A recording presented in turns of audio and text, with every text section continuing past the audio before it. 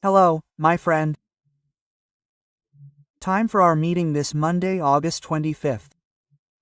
On August 25th, in 180, Luís Alves de Lima e Silva, the only Duke of the Brazilian Empire, was born in Vila da Estrela, that is, near Rio de Janeiro.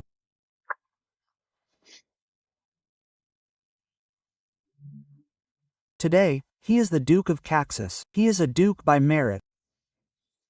Duke, as you know, is the last rank, right? The highest degree of nobility. Duke of Wellington.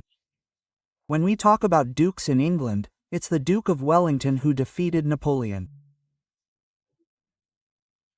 Here, it's the Duke of Caxias who really led, going to the front when he saw the soldiers were hesitant in crossing the Itaoro River. And from there, he set out on the offensive, reached Asunción, and went to the front at the age of 65, sword in hand. Follow me, all you Brazilians. Then he appealed to everyone's pride, and those around him ended up dying in the Paraguayan artillery fire. But he wasn't just a soldier, no. Although it's because of him that August 25th has been Soldiers' Day since 1925. He was also a statesman. He served as head of the Brazilian government several times at the emperor's request.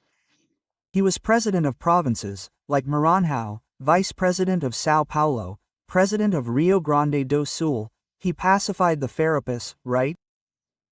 It was the toughest pacification he ever had, right? But he participated in the Platina campaigns, right? Against the Russians.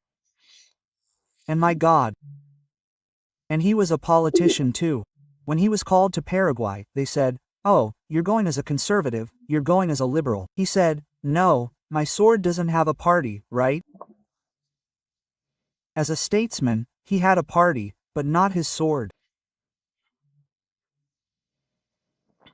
Duke of Caxias Luís Alves de Lima e Silva died at 77 years old. He was already head of government. He asked to leave, just like in Paraguay.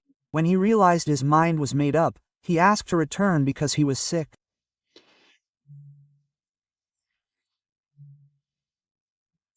Well, yeah, but August 25th, was also Soldiers' Day, President of the Republic in 1961. He had been elected with my vote on October 3rd of the previous year, 1960. He took office, and lasted 7 months.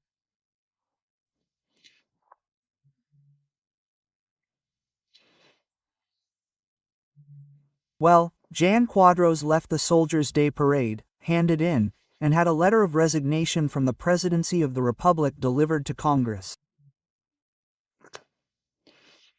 Well, to this day, people want an explanation. I got an explanation from him at his house in Guarujá, in a very hot January. He was no longer president, it had been years. We had already had a few glasses of wine, it was just him and me. And I asked, "President, what mistakes do you think you made? That if you hadn't made them, you wouldn't have resigned?" Quote. Then he replied, "Yes, I tried to irritate the United States by memorizing Che Guevara. I turned my back on Congress, thinking I could govern only with my voters. I had no relations with the owners of the big newspapers. When I realized I was alone, there was no way out but to resign." That's what he told me. Well, today is the 200th anniversary of the independence of the Oriental Republic of Uruguay. Orientals, La Patria Tumba. That's how the Uruguay anthem begins. I'm ready to go to the embassy to pay my respects to the country where my father was born. Remember to register and at the end to leave a like or dislike.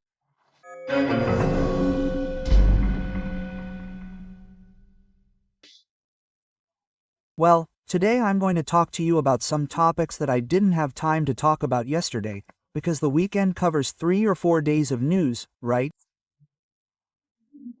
One of the news is that tomorrow the work of the CPMI, the INSS, and the Social Security begins. The government is very nervous. The government supporters want to shield Lula. And I keep wondering why Lula is vulnerable in this. That needs to be shielded, or is his brother more involved than many imagine?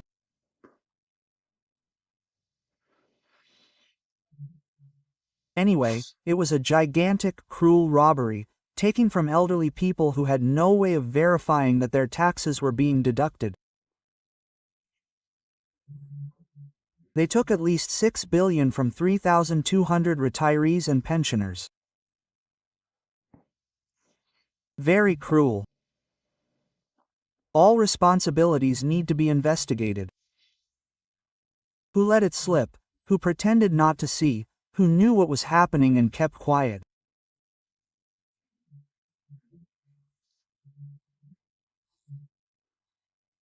All the omissions and active and passive participation in what I think is one of the biggest scandals on the planet, considering the victims, the conditions of the victims, and the amount that was embezzled.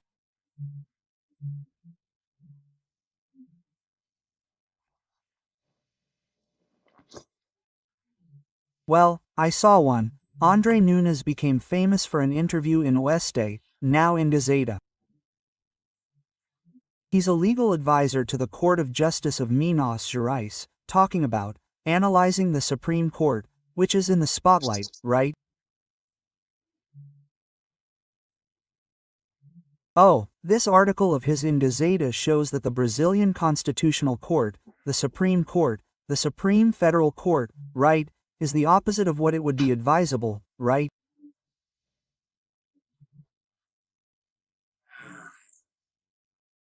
Well, that's what the current president, Minister Barroso, has been preaching and practicing. Judicial activism, a political court, which replaces the legislature. The legislature is the political court, the political arena, the place to make laws, not the Supreme Court. For example, the disproportionality of Deborah's sentence, 14 years, is being discussed. No, there's no disproportionality. Should the sentence be 0 in a mass demonstration? Someone graffitis a statue? I'd say it's normal in a democracy, especially since you didn't destroy the statue, you didn't set it on fire like you did in Borbogados in Sao Paulo, right? Well, what about the consequences? I learned today that Clesau's daughter was invited to Europe to give her testimony there to find out what happened to her father, who was sick. There were requests, maybe a dozen, but they were ignored, and he died in prison. It's like Magnitsky, who died in a Russian prison, right? It's a disregard for rights. Fundamental. A revenge that is not justice, right? This D. Stoffel investigation that has lasted 6 years, which is an aberration, right? Yeah, without legitimacy to vote to legislate. Yeah, and there isn't, it's an institutional problem, because there isn't the counterbalance that should exist on the part of the federal Senate. So, I'll recall 2 speeches from the lid in Rio de Janeiro on Friday. The first speech by Supreme Court Justice Andre Mendonça, in which he says that self-restraint of the judiciary is necessary to guarantee due process and basic freedoms. He says that a good judge isn't based on fear. And then people applauded, interrupted, and applauded. And that decisions generate social peace, not uncertainty and insecurity. The objective of justice is social peace, It is the pacification of any discussion of any pacification with punishment of the guilty, right, resolving problems, in the case of the Supreme Court, constitutional ones.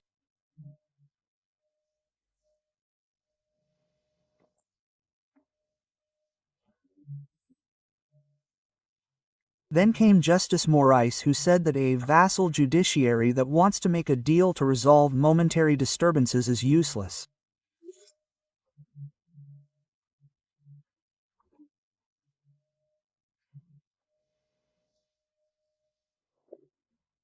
But is he revealing some attempt to make a deal that requires independence and courage? I'd like to give my 2 cents. The judiciary doesn't have to be courageous. It has to be the opposite. It has to be serene. The judiciary is serenity, because courage is for combat, and the judiciary is peace, right?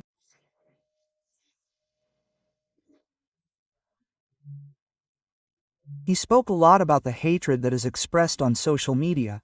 He spoke several times about the hatred on social media and that people should celebrate that Brazil withstood an attack on its institutions. Morais says we've reached 2025, in a democratic state governed by the rule of law, and the challenge for the coming years is institutional, legal, and public security. That's the challenge now, actually, right?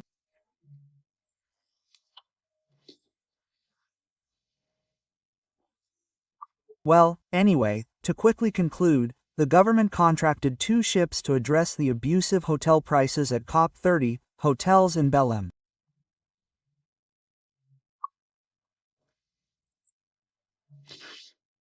I'm looking at the prices for Costa Diadema and MSC. Well, they only accept advance payment for the 17 days, which includes breakfast and is non-refundable.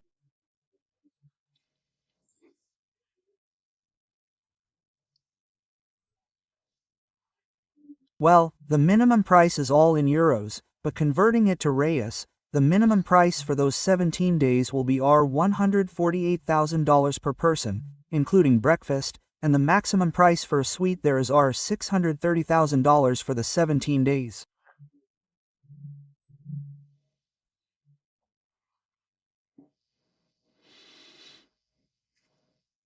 China has already reduced its delegation by half. Well, now it's time. Now there's room in a hotel, right? I don't know if the taxpayers around the world who support this will unite or not. From Brasilia, Alexandre Garcia.